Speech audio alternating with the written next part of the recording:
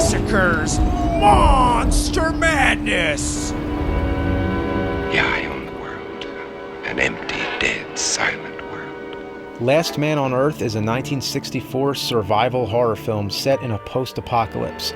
A plague killed off every known human being except for the last survivor, Robert Morgan, played by Vincent Price.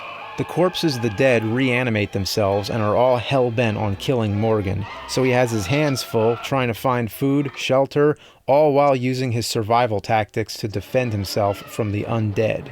This sounds familiar, right? Night of the Living Dead, which came out later, is the one everyone, including myself, has always praised as being the first zombie movie of its kind. But take a look at this. Did I just blow your mind? Even weirder, the movie takes place 4 years into the future, 1968, the year Night of the Living Dead came out. It's true George Romero had taken zombies to a new height and paved the way for a whole genre. Every zombie movie to this day is basically ripping off George Romero, but Romero was taking some elements that were already existing. The first zombie movie was White Zombie, 1932, but those zombies were mindless slaves and didn't have an appetite for human flesh. In 1959, there were at least 2 movies that dealt with aliens resurrecting the dead for world domination, Plan 9 from Outer Space, and Invisible Invaders, where aliens from the moon hide in human corpses and lumber about like zombies.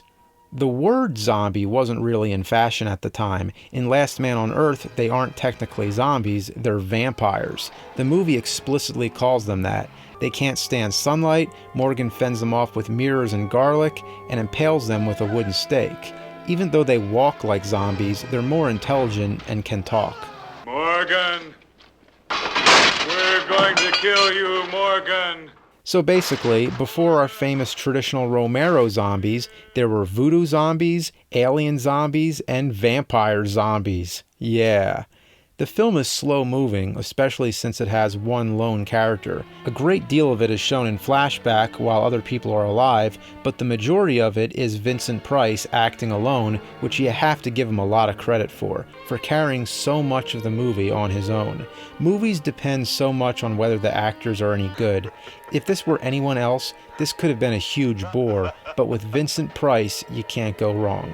I wouldn't call it a magnificent film, it's more like a minor classic that is often overlooked. I won't overhype it, I'll just say it's worth checking out, mostly for curiosity's sake, because the whole zombie dystopian apocalypse genre owes so much to it, and it's public domain so you can find it anywhere. It was based on the 1954 novel by Richard Matheson, but the novel was called I Am Legend.